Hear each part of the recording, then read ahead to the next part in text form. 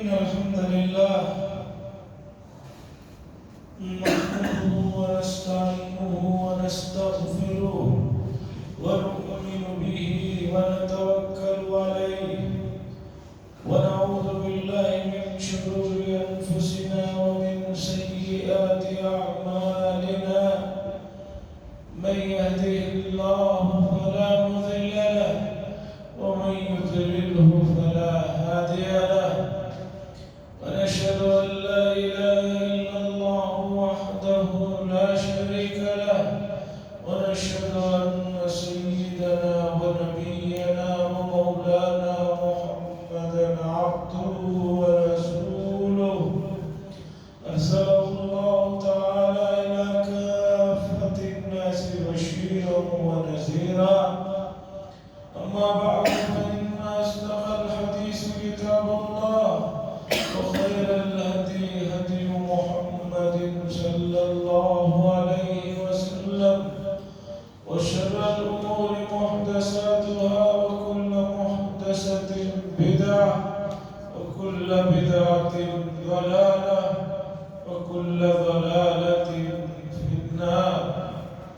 قال الله تبارك وتعالى في القرآن المجيد والفرقان الحميد: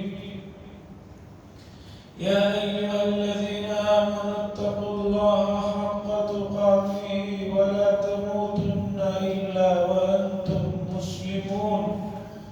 وقال تعالى: ويحذركم الله نفسه.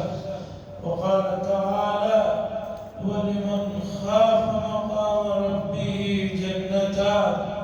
وقال تعالى: وأما من خاف مقام ربه ونهى النفس عن الهوى. وقال صلى الله عليه وسلم: لا يؤمن أحدكم حتى يكون هواه تبعا لما جئت به، أو كما قال صلى الله عليه وسلم. عزیزان محترم، اللہ کے پیارے اور لاڈلے بندوں، گزشتہ جمعہ اس موضوع سے متعلق گفتگو ہو رہی تھی کہ جس میں اللہ تبارک و تعالیٰ نے ان لوگوں کے لیے خوشخبری دی ہے جو اس کے سامنے کھڑے ہونے کا خوف جنہیں ہمیشہ دامنگیر ہوتا ہے، ایسے لوگ بہت مبارک ہیں، ان کو میدان محشر کی سختیوں میں یہ اللہ کا خوف اور خشیت بہت کام آنے والا ہے۔ اس موضوع پر جب اور میں دیکھتا رہا تو اتنی آیتیں ہیں، اتنے احادیث ہیں اور اتنے واقعات ہیں کہ اس موضوع پر اور جو ہے بہت کچھ جو ہے سنانا باقی ہے۔ عزیزان اکرامی، امت مسلمہ جن غفلتوں میں یا جن جہالتوں میں اس وقت پڑی ہوئی ہے، ان میں سب سے بڑی اور سب سے خطرناک جہالت یہ ہے کہ اللہ تبارک و تعالیٰ کا جو مقام اور آپ کی جو صفات ہیں ان کو نہیں جانتا۔ اگر اللہ کے مقام کو اور صفات کو جاننے لگے تو زندگی میں یہ جو غفلتیں اور لاپرواہیاں ہیں وہ ختم ہو جائیں۔ آپ نے دیکھا ہوگا کہ جس شخص کو مثلا سانپ کے بارے میں نہیں معلوم ہے کہ یہ سانپ زہریلا جانور ہے، جیسے کہ چھوٹے بچے ہوتے ہیں وہ اسے پکڑ لیتے ہیں، اس کے آنے سے بھی ان کو ڈر نہیں ہوتی، اور لیکن جن کو معلوم ہے کہ یہ اتنا موذی اور زہریلا جانور ہے اسے دیکھتے ہی کانپ جاتے ہیں اور وہاں سے بھاگنا شروع ہو جاتے ہیں۔ تو پتہ چلا بچوں کا لا علم رہنا سانپ سے یا موذی جانور سے ان کی وہ بے فکری اور ان کی غفلت کا ذریعہ ہے، اور جو اس کے مقام کو، اس کے خوف کو جانتے ہیں، وہ پھر ان کا جو ہے رد عمل اور ریاکشن الگ ہوتا ہے۔ عزیزان گرامی، یہ بات سمجھیے، آدمی شیر سے بھی ڈرتا ہے، سانپ سے بھی ڈرتا ہے، بچھو سے بھی ڈرتا ہے، اللہ سے ایسا ڈر مطلوب نہیں ہے۔ اللہ سے ڈرنے کا جہاں بھی حکم ہے، اس میں یہ نہ سوچے کہ جیسے ہم شیر سے ڈرتے ہیں، موذی جانور سے ڈرتے ہیں، یا کسی ظالم سے ڈرتے ہیں، یہ ڈرنا شریعت میں مطلوب نہیں ہے، اور نہ اللہ نے اس کا تقاضا فرمایا ہے۔ وہ ڈر مطلوب ہے جس میں وہ خوف مطلوب ہے، جس میں محبت ہو، جس میں احترام ہو، جس میں عقیدت ہو۔ جیسے ایک بچہ اپنے معزز اور محترم باپ سے ڈرتا ہے، اس لیے نہیں ڈرتا کہ باپ ظالم ہے، بلکہ اس لیے کہ بھئی میرے والد کو میری اس نادانی کا علم ہوگا تو انہیں تکلیف ہوگی۔ ایک طالب علم اپنے سب سے پسندیدہ اور لاڈلے استاد سے ڈرتا ہے کہ میرے استاد تک میری کوئی ایسی بات نہ پہنچے جس سے انہیں تکلیف ہو کہ میں نے تمہیں کیا سکھایا تھا اور تم کیا کر رہے ہو۔ یہاں بھی ڈرتا ہے، لیکن یہ ڈر اس لیے نہیں ہے کہ استاد ظالم ہے، استاد جابر ہے، استاد متشدد ہے، وحشی ہے، بلکہ اس لیے طالب علم اور شاگرد ڈرتا ہے کہ استاد کو جب یہ بات پتہ چلے گی تو اسے تکلیف ہوگی، اور میں نہیں چاہتا کہ میرے استاد کو یا میرے والدین کو یا میرے چاہنے والوں کو میری کسی نادانی سے تکلیف ہو۔ تو ڈرنے میں فرق ہے۔ ایک آدمی ایک ظالم سے ڈر رہا ہے، شیر سے ڈر رہا ہے، سانپ بچھو سے ڈر رہا ہے، لیکن ایک آدمی اپنے والد کے احترام میں، اپنے شیخ اور استاد کے احترام میں، اپنی والدہ کی محبت میں ڈر رہا ہے۔ دونوں ڈر میں فرق ہے۔ اسی طرح سمجھیے کہ آپ کو اللہ سے ڈرنے کا جو حکم دیا گیا ہے وہ اس لیے نہیں ہے کہ نعوذ باللہ اللہ تبارک و تعالیٰ ظالم ہے، یا اللہ تبارک و تعالیٰ بہت ہی زیادہ ایسے ہیں کہ غلطی نہ غلطی پر سزا دیتے ہیں، نہیں، بلکہ اس لیے ڈرنے کا حکم دیا گیا ہے کہ ان کی اتنی نعمتوں کے بدلے میں اگر ان سے نادانی کی جائے تو کتنی اللہ تبارک و تعالیٰ کو تکلیف ہوگی، یہ سوچ کر آدمی کو ڈرنا چاہیے۔ اور جو حضرات اللہ کے خوف کو حاصل کر لیتے ہیں، پھر ان کے لیے جو راحتیں ہیں، پھر ان کے لیے جو انعامات ہیں، پھر ان کے لیے آسمان سے جو خصوصی سوغات نازل ہوتے ہیں، اس کا آپ اندازہ نہیں کر سکتے۔ اگر شیخ سعدی علیہ الرحمہ نے واقعہ لکھا ہے کہ انہوں نے ایک صاحب کو دیکھا جنگل میں کہ وہ شیر کے اوپر بیٹھے ہوئے جا رہے ہیں، اور شیر کے منہ میں رسی ڈال کر لجام کو جدھر چاہ رہے ہیں پھیر رہے ہیں، اور شیر چلا جا رہا ہے۔ اس کے بعد ان اللہ والوں سے شیخ سعدی کی ملاقات ہوئی تو شیخ سعدی نے فرمایا مجھے بڑی حیرت ہے، اتنا خونخوار جانور جسے انسان کے خون کی بڑی تڑپ اور پیاس ہمیشہ لگی رہتی ہے، وہ آپ کے ماتحت ہے اور آپ اس پر سواری کر رہے ہیں۔ تو حضرت شیخ سعدی کو اللہ والوں نے بتایا اس میں کون سی تعجب کی بات ہے؟ کوئی تعجب کی بات نہیں ہے، جو چاہے اس سے بھی زہریلے اور خطرناک جانور کو اپنے ماتحت کر سکتا ہے، بس کرنا اتنا ہے کہ اللہ کے خوف کو حاصل کر لو۔ اگر تم اللہ سے ڈرنے لگو گے تو دنیا کی تمام مخلوقیں تمہارے سے کانپنے لگیں۔ اللہ اکبر.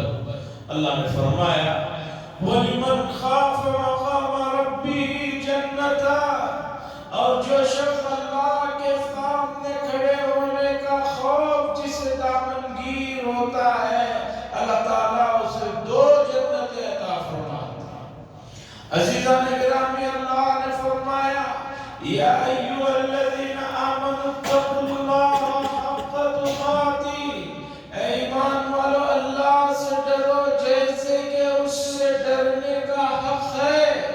ولا تموتن الا وانتم مسلمون، اور نہ مرو اس حال میں کہ تم فرما برداروں میں سے رہو.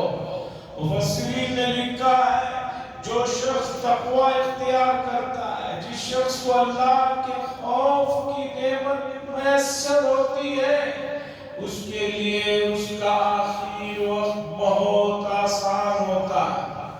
قرآن مجید کی اس آیت کے ذیل میں وَحِيلَ بَيْنَهُمْ وَبَيْنَ مَا يَشْتَهُونَ، مفسرین نے اللہ والوں کی یہ باتیں نقل کی ہے کہ جس شخص کو اللہ کا خوف ہمیشہ رہتا ہے، اس کے لیے دنیا کے آخر وقت میں 2 بڑے انعامات ملتے ہیں. ایک سکرات الموت، موت کی جو سختیاں ہیں، آدمی ان سختیوں سے بچ جاتا ہے. اور دوسرا خوف سکرات یا خوف موت، موت کا جو خوف ہے اس سے بچ جاتا ہے. عزیزان گرامی، احادیث اور آثار بتاتے ہیں کہ اللہ کے مقام کو جس نے جتنا زیادہ جانا، اس نے اتنا ہی زیادہ اللہ تبارک و تعالیٰ کے خوف کی دولت کو حاصل کر پائے. انسانوں کے سب سے بڑے اور سب کے والد محترم حضرت آدم علیہ السلام کے واقعے میں مفسرین نے جو باتیں نقل کی ہیں وہ بہت زیادہ ہیں. ان میں سے کچھ باتیں سناتا ہوں. حضرت آدم علیہ السلام سے ایک بھول ہو جاتی ہے جنت میں، جس پر اللہ تبارک و تعالیٰ خفا ہو جاتے ہیں، غصے کا اظہار فرماتے ہیں. اس کے بعد روایتوں میں آتا ہے کہ حضرت آدم علیہ السلام کو دنیا میں اتارنے کے بعد 300 سال تک حضرت آدم علیہ السلام نے اپنے چہرے کو آسمان کی طرف نہیں کیا. جبریل علیہ السلام نے آ کر پوچھا کہ آپ آسمان کی طرف کیوں اپنا چہرہ نہیں کرتے، آسمان کو اوپر کیوں نہیں اٹھا کر سر دیکھتے؟ تو حضرت آدم علیہ السلام نے فرمایا اس غلطی کی شرمندگی اور اللہ کا خوف مجھے ایسا غالب ہے کہ مجھے سر آسمان کی طرف اٹھاتے ہوئے شرم آتی ہے. عزیزان گرامی، یہ کوئی اور نہیں ہے، میرے آپ کے والد محترم جد امجد حضرت آدم علیہ السلام ہے. سائنس کہتی ہے، آج بھی سائنس کہتی ہے، لوگ سائنس کی باتوں کو بہت مانتے ہیں کہ باپ کی چیزیں اولاد میں منتقل ہوتی ہیں. آپ کسی بھی بیماری کے سلسلے میں ماہر ڈاکٹر سے رابطہ کرتے ہیں تو ڈاکٹر فوراً پوچھتا ہے آپ کے ماں باپ کو شوگر تھی کیا، آپ کے ماں باپ کو بی پی تھی کیا، آپ کے ماں باپ کو یہ مرض تھا کیا؟ جب کہا جاتا ہے جی تھی تو کہتے ہیں کہ بھئی جب ان کو تھی تو آپ کو بھی آئے گی. اگر آپ سائنس کو مانتے ہیں تو اسے بھی مانیے کہ ہمارے جد امجد حضرت آدم علیہ السلام یہ بھول پر 300 سال تک رو رہے ہیں اور سر آسمان کی طرف نہیں اٹھا رہے ہیں، تو ہم بھی تو انہی کی اولاد ہیں. ہمارے اندر بھی اس طرح کی چیز ہونی چاہیے، اور فطری طور پر یہ چیزیں انسان کے اندر ہوتی ہیں. ماحول، معاشرہ، کلچر ان چیزوں کو دبا کر رکھ دیتا ہے، لیکن آپ تھوڑی سی محنت کریں گے، تھوڑی سی مشقت کریں گے تو جو صلاحیتیں آپ کی دبی ہوئی ہیں، سونے کو، ہیرے کو کتنی بھی گندگی میں اور کتنے بھی کیچڑ میں رکھ دیں، اوپر تو تھوڑا کیچڑ چڑھ سکتا ہے، لیکن جب نکال کر اسے پاک صاف کیا جاتا ہے، اس کی چمک، اس کی دمک، اس کی خوبصورتی، اس کا جو ہے ملائم پن سامنے آ کر ہی رہتا ہے۔ اسی طرح حضرت انسان کو اللہ تعالیٰ نے فطرت پر پیدا کیا ہے، اور فطرت سلیمہ یہ تقاضا کرتی ہے کہ آدمی اپنے خالق کو جانے، اپنے مالک کو جانے، اور اس کی مرضی کو جانے، اور اس کی پسند کو جانے، اور اس کی ناپسند سے بچے۔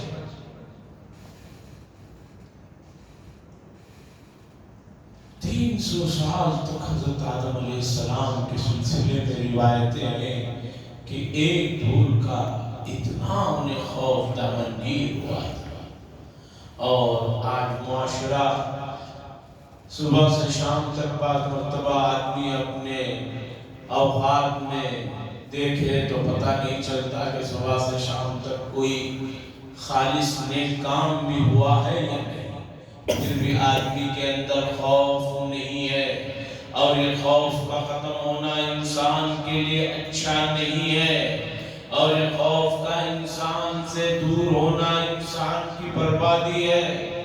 عزیزان گرامی، اللہ تبارک و تعالیٰ نے قرآن مجید میں اور رسول اللہ صلی اللہ علیہ وسلم نے احادیث میں جو باتیں اس سلسلے میں بیان فرمائی ہیں، ان کا پورا احاطہ، ان کو پورا آپ کے سامنے سنانا مشکل ہے، لیکن جتنی باتیں سنائی جا رہی ہیں آپ اس پر توجہ دیجئے۔ اللہ فرماتے ہیں، یا ایھا الذین آمنوا اتقوا اللہ ولتنظر نفس ما قدمت لغد۔ اے ایمان والو، اللہ سے ڈرو، اور ہر ایک آدمی کو چاہیے کہ وہ دیکھے کہ اس نے آنے والے کل کے لیے کیا تیاری کر رکھی ہے۔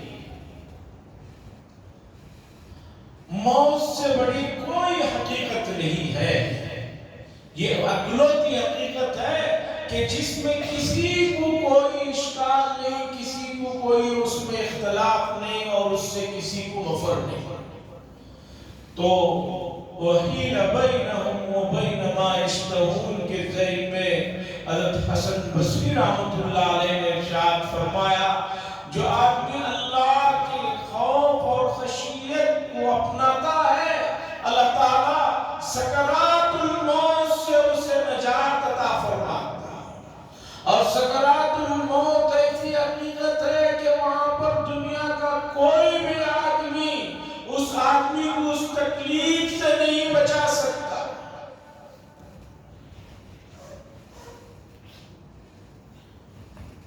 عزیزان گرامی، حضرت عیسیٰ علیہ السلام کے زمانے کا ایک واقعہ ہے کہ ایک آدمی دوڑتا ہوا حضرت عیسیٰ علیہ السلام کے پاس آیا، آ کر کہنے لگا کہ حضرت میں نے بڑا بھیانک خواب دیکھا ہے، میں بہت پریشان ہو گیا ہوں، میرا سکون ختم ہو گیا ہے، مجھے اس سلسلے میں تسلی چاہیے، اور یہ کیا خواب ہے ذرا مجھے بتائیں۔ حضرت عیسیٰ علیہ السلام نے پوچھا کہ کیا خواب دیکھا تم نے؟ اس نے کہا کہ حضرت میں نے خواب دیکھا کہ خواب میں ایک بہت ہی خونخوار شیر میرے پر حملہ کرنے کے لیے مجھے دوڑا رہا ہے، اور میں دوڑ رہا ہوں، یہاں تک کہ ایک بڑا کنواں نظر آیا، تو میں نے سوچا کہ کنویں کے اندر چھلانگ لگا دوں تاکہ شیر کے لقمہ بننے سے محفوظ ہو۔ تو اس کے پاس دیکھا میں نے کہ ایک درخت اس کنویں کے اوپر ہو کر گزر رہا تھا، اس کی ایک ٹہنی کو پکڑا اور کنویں کے اندر لٹک گیا۔ اب لٹکا اور تھوڑی تسلی ہوئی کہ چلو شیر سے تو بچ گیا، شیر کنویں میں نہیں آ سکتا۔ تو میں نے جب نیچے غور کیا دیکھا تو پتا چلا جس کنویں کے اوپر اور درمیان میں میں لٹکا ہوں اس کنویں میں پانی نہیں ہے، ایک بہت بڑا اژدہا ہے جو منہ کھولے ہوئے بیٹھا ہے۔ मैंने तो ये सोच कर छलांग लगा दी टहनी पकड़ कर, कभी पानी रहेगा, थोड़ी देर तैर कर फिर वापस इससे बच जाओ क्या। देखा तो नीचे अजगर मुंह खोले हुए खड़ा है और ऊपर शेर जो है खर्राटे और गर्राटे ढाल रहा है। अब मैंने सोचा कि भाई इस टहनी को पकड़े रहूंगा तब तक ही मेरी सलामती है। नीचे उतरा तो अजगर निकल जाएगा, ऊपर शेर है। और उसके बाद थोड़ी देर गुजरी तो मैंने देखा कि जिस टहनी को मैं पकड़कर लटका हुआ था, दो परिंदे, एक काला और एक सफेद परिंदा आकर उस टहनी को जो है अपनी चोंचे मार रहे हैं। मुझे लगा कि अभी चोंचे मारते रहेंगे तो टहनी टूट जाएगी और मैं नीचे गिर जाऊंगा और इसी तरह मेरी जिंदगी खत्म हो जाएगी। इतना भयानक ख्वाब देखा, मेरी आंख खुल गई और मेरा सुकून खत्म हो गया है। इसकी ताबीर क्या है? हज़रत ईसा अलैहिस्सलाम ने फरमाया, इसे तुम ख्वाब समझ रहे हो, ये ख्वाब नहीं, ये हकीकत है। और ये तुम्हारे अकेले का मसला नहीं, सबका मसला है। जिस चीज से तुम भाग रहे थे और जो चीज तुम्हें भगाकर आ रही थी शेर, वो दरअसल मौत है जो तुम्हारा पीछा कर रही थी। और उससे बचने के लिए तुम जाकर एक कुएं की टहनी पकड़कर जो लटक गए थे, वो टहनी तुम्हारी जिंदगी है। वो सफेद और काला परिंदा जो उस टहनी को चोंचे मार रहे थे,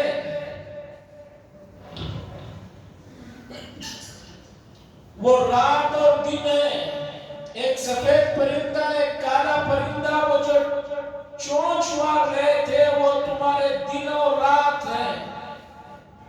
उसमें उसकी तरफ इशारा है। और नीचे जो तुम्हें नजर आ रहा था, नीचे जो अजदा नजर आ रहा था, वो तुम्हारी कब्र है, उसमें तुम्हें पहुंच कर ही रहना है। इसे तुम ख्वाब मत समझो, ये हकीकत है और हर आदमी की जिंदगी का यही हाल है। और अगर इस शेर की दहशत से बचना है और उस अजदे के खतरनाक और दर्दनाक अजाब से बचना है, जहर से बचना है, और ये खौफ जो टहनी कभी भी खत्म हो जाएगी उससे तुम्हें बचना है, तो अल्लाह के खौफ को अपनी जिंदगी में अपना लो। जिस शख्स को अल्लाह का खौफ या अजीम दौलत मैसर आ जाती है, उस आदमी को आखिरत का मसला बहुत आसान हो जाता है।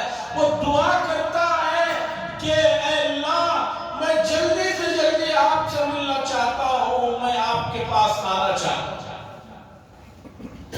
बाद इस्राएली रिवायतों में है कि सुलेमान अलैहिस्सलाम के पास जब उनके पास हर किस्म की हुकूमत थी, इंसानों पर, जिन्नात पर, चरिंदों परिंदों पर, पूरी दुनिया उनकी निगरानी में थी, तो एक मर्तबा जिब्रील अलैहिस्सलाम आए। बातचीत के दरमियान में उन्होंने कहा, अगर आप चाहें तो हमेशा रह सकते हैं, कभी भी आपको मौत नहीं आएगी, सबसे आखिर तक आप जिंदा रहना चाहें तो भी अल्लाह की तरफ से इसका इंतजाम हो जाएगा। सुलेमान अलैहिस्सलाम ने कहा, मशवरा करके बताता हूँ। और जब मशवरा किया तो उनको एक बहुत ही कम दर्जे की चीज जो उनकी मखलूक में थी, जिसे लोग पसंद भी नहीं करते, उसने कहा कि जिंदगी का लंबा हो जाना ये कोई नेमत नहीं है, इसलिए कि अगर आप सबसे ज्यादा उम्र जिएंगे तो सबसे ज्यादा गम आपकी जिंदगी में आएंगे। इसलिए कि एक एक करके एक एक रिश्तेदार आपके सामने दुनिया से जाएगा और इन तमाम गमों को लेकर आदमी जो जिएगा वो जिंदगी का हुई, वो तो एक तरह से जो है पकड़ और एक तरह से जो है मुसीबत हो जाएगी। इसलिए सबसे आखिर तक जिंदा रहने की हज़रत जिब्रील अलैहिस्सलाम आपके लिए जो ये कह रहे हैं कि अगर आप चाहें तो जो है दरख्वास्त पूरी हो जाएगी, आप उसे कबूल न फरमाएं। ज़िंदा निगरानी मौत की فطری طور پر وحشت اور ڈر تو سب کو ہوتا ہے، یہ اس سے کوئی مفر نہیں ہے، لیکن زندگی کو اتنی طویل چاہنا کہ اور یہ سوچنا کہ جتنی زندگی طویل ہوتی چلے جائے گی میں اتنا زیادہ مزے کی زندگی میں رہوں گا، ایسا نہیں ہے۔ آپ کتنا بھی جیے، آپ کو رب کے حضور میں حاضری دینا ہوگا اور ان تمام گزری ہوئی زندگی کے اوقات کا حساب کتاب دینا ہوگا۔ انبیاء علیہ السلام کے واقعات میں جو اللہ کی معرفت کو سب سے زیادہ جاننے والے تھے، جو واقعات ہیں انہیں ذرا سنیے، سمجھیے۔ حضرت نوح علیہ السلام نے کشتی میں جب طوفان آنے لگا تھا تو اللہ سے درخواست کر دی کہ اللہ میرے بیٹے کو بھی اللہ بچا لیجئے، اس لیے کہ وہ میرا بیٹا ہے اور آپ نے کہا تھا کہ آپ کے گھرانے والوں کو بچا لیا جائے۔ اللہ نے فرمایا قال یا نوح انه ليس من اهلك، اے نوح صرف نسب سے رشتے نہیں بنتے، وہ تمہارا بیٹا نہیں ہے اس لیے کہ اس نے ایمان نہیں قبول کیا، اور آپ نے یہ کیا نادانی والا کام کر دیا، یہ آپ کی شان کے مطابق کام نہیں تھا، آپ نے نادانی کر دی کہ نااہل کے لیے آپ نے درخواست کر دی۔ تو فوراً حضرت نوح علیہ السلام نے کہا انی اعیذک ان تکون من الجاہلین، کہ اللہ میں پناہ چاہتا ہوں نادانوں میں سے میں ہو جاؤں، یہ مجھ سے غلطی ہو گئی۔ محبت میں جوش میں بیٹے کے لیے جو درخواست کر دی تھی، اس کے بعد اللہ کی طرف سے جو تنبیہ ہوئی، اس کے بعد مفسرین نے لکھا ہے اور روایت تاریخی ہے حضرت نوح علیہ السلام 40 سال سے بھی زیادہ عرصے تک اب کبھی آسمان کی طرف اپنے چہرے کو نہیں اٹھائے کہ مجھ سے نادانی ہو گئی، غلطی ہو گئی، اور اللہ سے معافی مانگتے ہیں۔ داؤد علیہ السلام سے ایک بھول ہو گئی تھی، ایسی بھول بھی نہیں تھی کہ جو گناہ کے درجے کی ہو، لیکن جب ان کی اس پر تنبیہ ہوئی تو اتنا انہوں نے رویا ہے، اتنا رویا ہے۔ بعض روایتیں ان کی تاریخی آتی ہے کہ زمین پر سجدے میں پڑے رہے، تقریباً 40 دن تک سجدے ہی میں پڑے رہے، اور رونے کی وجہ سے، آنسو نکلنے کی وجہ سے جس زمین پر پڑے رو رہے تھے، آس پاس جو ہے چھوٹی چھوٹی گھاس اگ گئی تھی۔ یہ حضرات انبیاء علیہ السلام کی زندگیوں کے واقعات ہیں۔ ایک ایک بھول پر، ایک ایک غلطی پر اتنا انہوں نے اللہ سے معافی مانگی، حالانکہ ان حضرات کے لیے یہ بات طے شدہ ہے کہ اللہ کے مقرب بندے ہیں، انہیں جنت میں داخلہ ملے گا، اللہ کی رضا کی دولت بھی انہیں حاصل ہے۔ اور سب سے آخر میں سید الکونین، سید ولد آدم، سید ولد آدم رسول اللہ صلی اللہ علیہ وسلم کے واقعات تو ہمارے لیے کافی ہیں۔ روایتوں میں آتا ہے جب سورہ فتح کی آیت نازل ہوئی اِنَّا فَتَحْنَا لَكَ فَتْحًا مُبِينًا لِيَغْفِرَ لَكَ اللَّهُ مَا تَقَدَّمَ مِنْ ذَنبِكَ وَمَا تَأَخَّرَ وَيُتِمُّ نِعْمَتَهُ عَلَيْكَ وَيَهْدِيَكَ صِرَاطًا مُسْتَقِيمًا، جس میں اللہ تبارک و تعالیٰ نے فتح مکہ کی بشارت دی اور یہ بھی ارشاد فرمایا کہ ہم نے آپ کی اگلے پچھلے تمام بھولوں کو، جو معمولی بھولے ہیں جن کی کوئی جو ہے حیثیت نہیں، ان کو بھی ہم نے درگزر کر دیا ہے۔ تو اللہ کے نبی صلی اللہ علیہ وسلم کے معمولات میں اور اضافہ ہو گیا، اور رات میں آپ کا گڑ گڑانا زیادہ ہو گیا، اور آپ کا رونا اور آپ کی نمازوں کی رکعتوں کی کیفیت اور بڑھ گئی۔ سیدہ عائشہ رضی اللہ تعالیٰ عنہ نے سیدہ عائشہ رضی اللہ تعالیٰ عنہ فرماتی ہے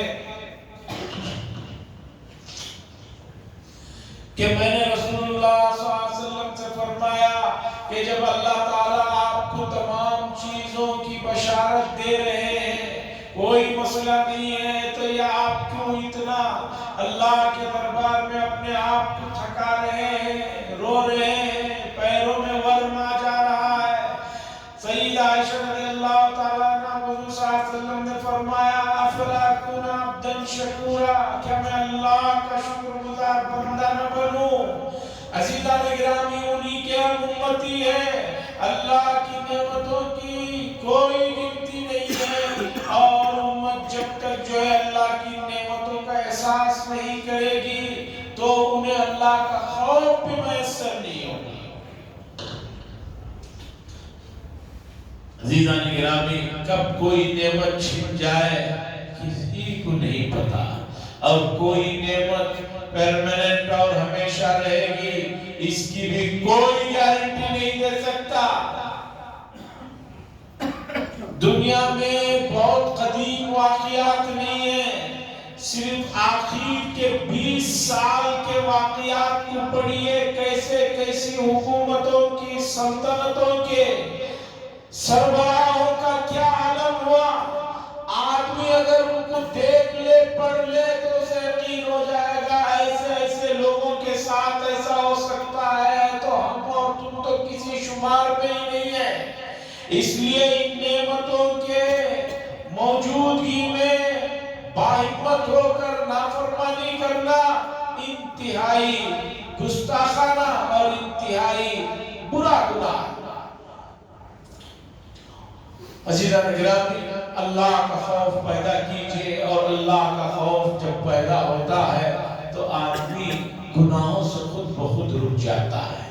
آج گناہوں کی بہت سے اقسام جو گزرے ہوئے زمانوں میں اللہ والے جس کا تصور نہیں کیا کرتے تھے، آج لوگ ان گناہوں کو کر بھی رہے ہیں اور فخریہ بیان بھی کر رہے ہیں، لوگوں کو بھی دکھا رہے ہیں۔ اور ان گناہوں میں سب سے بڑا گناہ یہ ہے کہ آدمی اللہ کی دی ہوئی نعمت عمر، جوانی، طاقت اور اس کا دیا ہوا روپیہ پیسہ اسی کی نافرمانی میں خرچ کرے، اس سے بڑی ڈھٹائی اور کچھ نہیں ہو سکتی۔ عزیزان گرامی، نہ یہ دولت، نہ یہ طاقت، نہ یہ عمر، نہ یہ دن و رات آپ کے ہیں، یہ سب کے سب جو ہے اللہ کی دی ہوئی نعمتیں ہیں۔